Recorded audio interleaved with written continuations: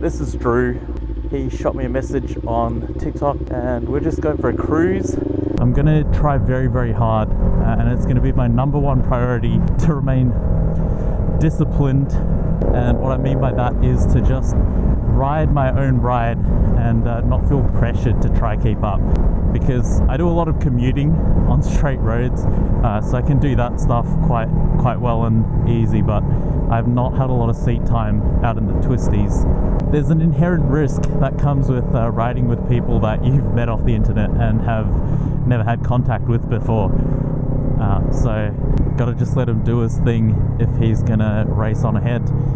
Now, I know there are a few things to focus on. The biggest one for me is to avoid target fixation. I know that the moment I feel like those are some nice bikes, man. If I come into a corner even slightly too hot, just slightly hotter than I thought I should, I get a little bit panicked and I'll target fixate. So biggest goal for today is to avoid that, or to at least remedy it. Actually, no, first goal, ride my own ride. That's the biggest one. Second goal, try and avoid target fixation. Third one is to sort out my body positioning. I have no idea what I look like. I can only go off feel, but pretty much using my shoulders and my chest to aim through the corner, my head to look through the corner. And yeah, that's kind of what the focus of today is. If we get to some twisty roads, we're just going to do a couple of corners. It's not like we're going to go crazy. Something like this, you know. Oh, look at that. Get leaned over. I'm not sure if it's 100% correct or not, but it's kind of a good thing when you start to feel like less pressure in your hands and your arms, and you're kind of using your body to turn the bike. But we are out here in the hills, and part and parcel with that is debris, potholes, roadkill, animals, blah blah blah. So it's not necessarily what I'd call ideal. We got this other rider with us. I have no clue who he is. He literally just pulled out at that roundabout we were at earlier, and looks like we're all on a bit of a group cruise here. How good! Oh, these roads are so nice, even with the bit of traffic out the front. Ah, what a nice guy. He's checking that I'm all good. I told him that I'm gonna ride slower than he is. Oh man, what a nice corner. It's just this there's this feeling you get when you go through a corner, you're leaning and you're maintaining constant throttle, and it's adrenaline inducing, it's exciting, and it's addictive.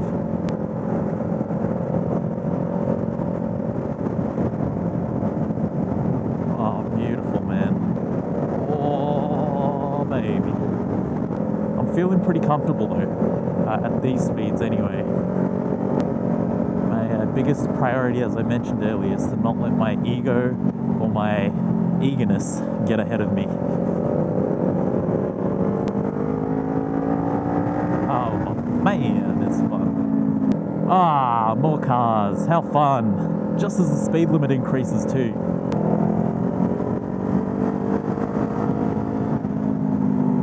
This corner going to be like? Alright, we're leaning over, got my head down, looking through the corner. Oh, god damn, that feels fucking incredible. Holy shit.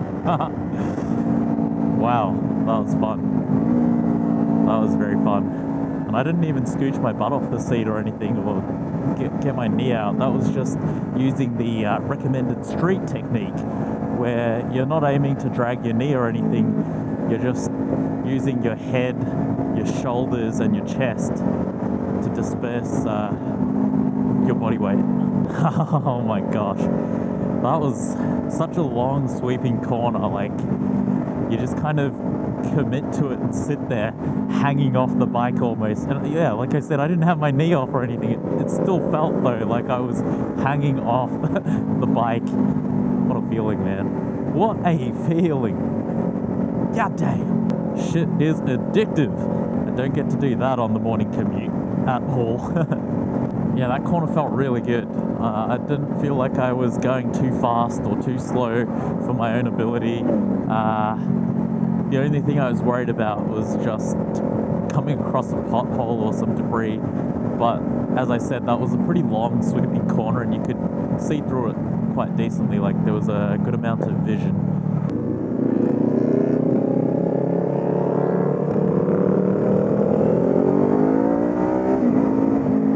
Okay, we got a Harley Davidson behind me.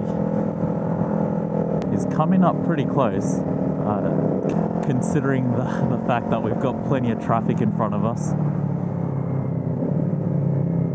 We don't know him, and he doesn't know me, so I don't want him, you know, riding two abreast with me or anything like that. Even if you do know people, like when you're riding in a group, you should not be riding two abreast, in my opinion anyway.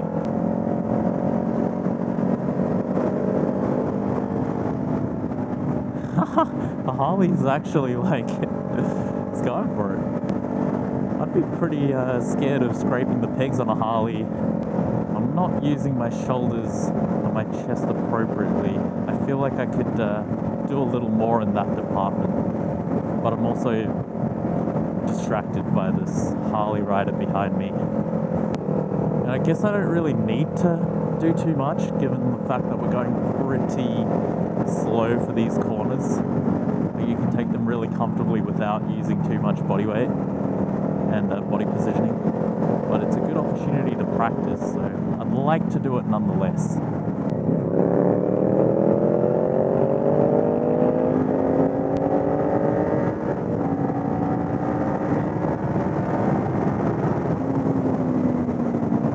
And that was an example of me not riding my own ride. Oh, 100, holy shit. Here we go.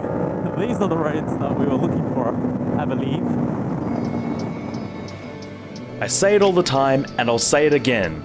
Commuting is fun, but ripping a bike through the twisties takes things to a whole new level. So I want to keep doing more of this spirited style of riding. However, I want to do it as safely as possible.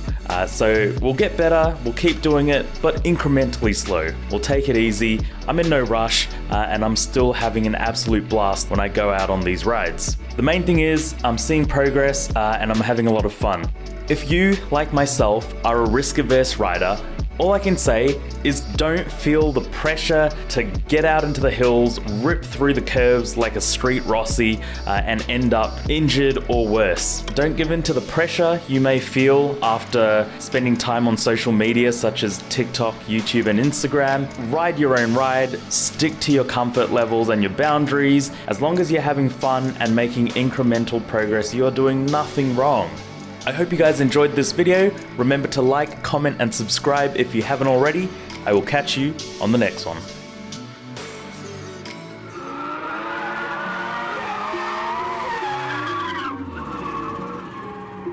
You say you've got them guns, but I've never seen you bang. You say you've got them drugs, but I've never seen you slang.